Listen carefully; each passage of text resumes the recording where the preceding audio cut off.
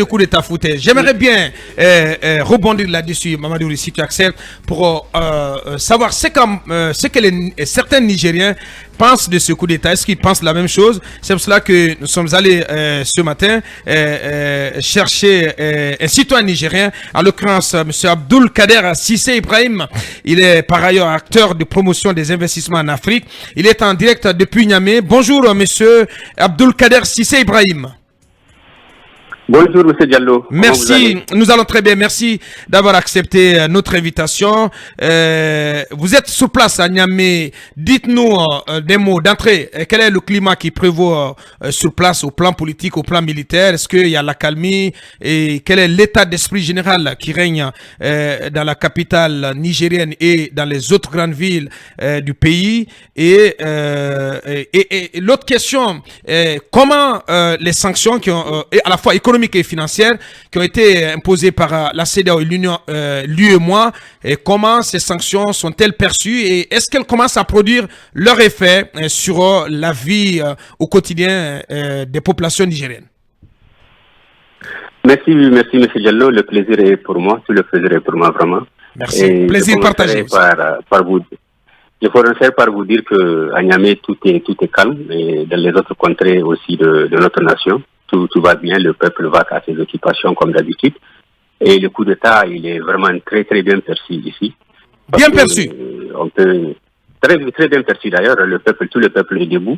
Et ça a fait en sorte qu'aujourd'hui, l'élan patriotique, et ça a réveillé notre nationalisme ensemble. Je pense que nous allons essayer de relever ces défis. Les FDS sont vraiment les bienvenus pour nous. Et je parle au fait au nom du peuple du Niger. Donc ça, c'est ce qui fait l'approbation générale. Et tu sais, il faut aussi dire que cette situation qui est venue, en fait, nous sommes à la recherche de notre dignité, de notre souveraineté, et ça ne peut passer que par l'armée. Donc, Et qu'est-ce que vous faites des principes démocratiques? Il y a 2 ans seulement, vous avez élu Bazoum comme président de votre pays, et soudain, un groupe de militaires viennent le renverser et vous êtes content. Vous savez, on est très content pourquoi? Parce que les principes même les principes démocratiques, en fait, ne sont pas, s'ils sont venus au pouvoir, je dirais que c'est aussi à travers une voie anticonstitutionnelle, au fait, qu'ils les légalisent. Parce que, comment on appelle la CEDEAO, l'UEMOA, où sont-ils quand il faudra légitimer des présidents impopulaires, des présidents qui viennent à travers le bourrage des urnes, des présidents, dirais-je, qui viennent encore au lieu de s'assurer que le peuple, le minimum vital et existentiel du peuple, ils arrivent à le bafouer dans l'injustice, dans la corruption, dans tous les mots qui ne doit pas sévir, au fait, une nation dans le cadre de son développement. Donc, franchement, cette situation émane, au fait, ils sont quasiment et totalement responsables de ce qui est arrivé. Oui. Et pour nous, oui. Donc vous rendez entièrement la CEDEAO et d'autres organisations sous-régionales et régionales responsables de ce qui est arrivé chez vous? On peut, bien sûr, parce que quand il faut aujourd'hui, au niveau de la CEDEAO, légitimer des pouvoirs qu'on appelle à 3 mandats, des mandats à vie, qui comprennent à travers l'anticonstitutionnalité, et quelque part, comme on appelle des militaires qui cherchent aujourd'hui à nous faire retrouver notre indépendance, d'abord sur le plan territorial. Il faut dire qu'aujourd'hui nous sommes menacés. Il y a des villages entièrement des villageois qui ont quitté des milliers. Mais Monsieur Sissé Ibrahim, oui. Le général Tiami, c'est un homme du système. Il est là depuis 2011 comme patron de la garde présidentielle. Vous ne pouvez pas le blanchir de la situation. Mais il y a aussi le chef d'état-major général des armées et tous les autres corps de l'armée nigérienne. Où étaient tous? Mais attendez quand même, Monsieur Sissé. Où étaient tous ces généraux, ces officiers supérieurs de l'armée nigérienne pour ne pas aller au front et contrer l'avancée des terroristes, des djihadistes? Vous ne pouvez pas les dédonner comme ça. Leur mission première, la mission première qui est la leur, c'est justement de préserver l'intégrité territoriale du Niger. Où étaient-ils ces officiers de l'armée nigérienne? Vous savez, le premier officier au fait de l'armée d'une nation, c'est quand même comme on le dit, c'est son commandant en chef, le président de la République. Et dans le cas échéant, c'est lui qui est le garant de l'unité nationale de l'intégrité territoriale, et c'est lui aussi qui est le chef des armées. Donc, et le militaire, qu'il soit général ou qu'il soit soldat, il n'obéit qu'à ses supérieurs hiérarchiques. Donc, nous pensons que quelque part, il y a eu des donc, moyens... Bazoum s'est montré totalement inapte à combattre le terrorisme dans votre pays. C'est correct. Monsieur Cissé, on va permettre aux autres talibés. Cette question, monsieur Cissé, il y a à peine 6 mois, l'actuel patron des putschistes, le général Tiani, saluait les efforts de Bazoum pour justement contrer le terrorisme. Donc, est-ce qu'il est bien placé pour dire que Bazoum n'était pas l'homme de la situation, monsieur Cissé? Ça, c'est une information que vous donnez, parce que je pense que le président du CNSP, aujourd'hui chef de l'État, et en tant que président de la garde présidentielle, je n'ai jamais entendu ça, je ne l'ai jamais vu parler. Si, il y a des extraits. Il y a des extraits. Allez, on va essayer d'avancer. Moi, je n'ai pas entendu. Je vous concède ça. Bien. D'autres questions. Allez-y, Bassekou. Vous prétendez parler au nom du peuple nigérien qui se réjouit du coup d'État qui a évincé... Qui se réjouirait. Oui, il a dit qu'il se réjouit. Ouais. C'est ce qu'il a dit. Okay. Ouais. Il se réjouit du coup d'État qui a évincé le président Bazoum.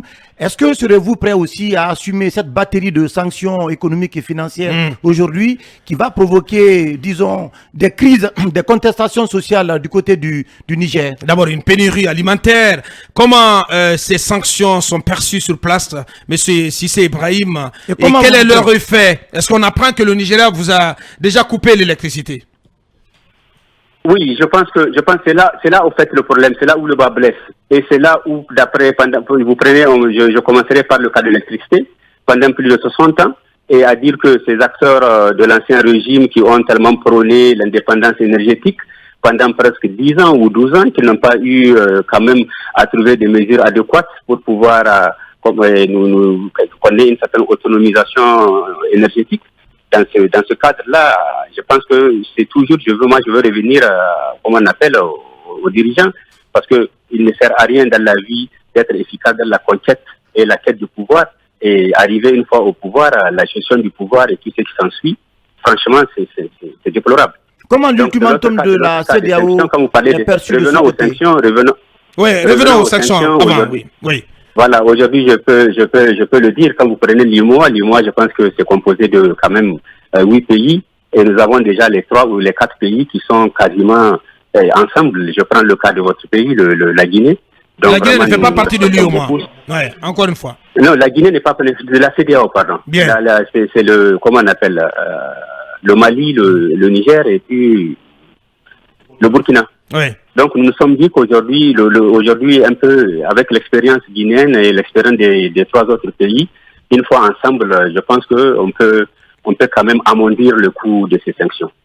Oui, monsieur Cissé, pendant que vous vous réjouissez du coup d'État, il y a au moins des magistrats de votre pays qui ont condamné ce coup d'État et demandent aux militaires d'être cantonnés dans les camps, mais aussi de rendre le pouvoir. Comment vous pouvez dire que tout le monde se réjouit pendant que la course des magistrats, une partie de l'élite, et pour ce coup d'État? On a parlé du peuple. On a parlé du peuple. Oui, mais les magistrats, ils font partie du peuple quand même. Ils font une partie du peuple, c'est une partie du peuple, mais c'est pas le peuple. Oui, mais et ceux qui sont sortis le jour du coup d'État pour contester, parce que devant l'Assemblée nationale, on a vu une foule très compacte, mais finalement qui a été dispersée par des coups de tir d'armes. Qu'est-ce que vous faites de ceci? Non, vous les avez vus à travers les médias, au fait, les médias occidentaux et les autres médias. Ils n'étaient pas présents. Et vous savez. Il n'était pas présent. C'est une image inventée. Bien. Allez, sincèrement, il est très intéressant. Elle n'est pas inventée, mais elle a été, vous savez, les hommes du média. Ouais. Donc, si on vous entend bien, tout va pour le mieux dans le meilleur des mondes au Niger. C'est ça la vérité? Correct. Pour le moment, oui. Voilà. Monsieur, dernière question. Monsieur Cissé, à vous entendre, donc le Niger est aujourd'hui avec les putschistes, le peuple nigérien, comme vous l'avez dit, avec les putschistes. Moi, j'ai envie qu'on se recentre un peu sur l'intervention militaire annoncée par la CEDEAO. Est-ce que y a-t-il le risque de craindre peut-être de voir dans la rue des Nigériens sortir le jour où la CEDEAO décidera d'intervenir? C'est sûr et certain. Parce qu'aujourd'hui, le peuple, comme je le dis, il y a quand même notre cohésion nationale, notre unité nationale, et la solidarité, au fait, qui est notre credo. Et le peuple nigérien, la CEDEAO et l'UMOA ont réveillé, au fait, cet esprit. Qu'on soit aujourd'hui de l'ancien régime ou de comment on appelle, de l'opposition. Donc, nous n'avons qu'un seul peuple, nous n'avons qu'une seule nation. Et je pense que la nation nigérienne tout entière est défavorable. Et surtout même, il y a des alliés aujourd'hui du président Bazoum qui sont sortis parler pour ne pas soutenir au fait ces arrestations au fait déclarées par la CEDEAO et l'UMOA. Donc c'est des bons signes, c'est des très bons signes. Bien, et nous savons, tout est OK sur place au Niger. Alors comment vous préparez l'éventualité d'une intervention militaire dont parle la CEDEAO? Vous y croyez fermement ou pas? Moi personnellement, je pense que ça va pas, ça n'aura pas lieu. Parce que peut-être c'est toute la sous-région qui va s'embraser.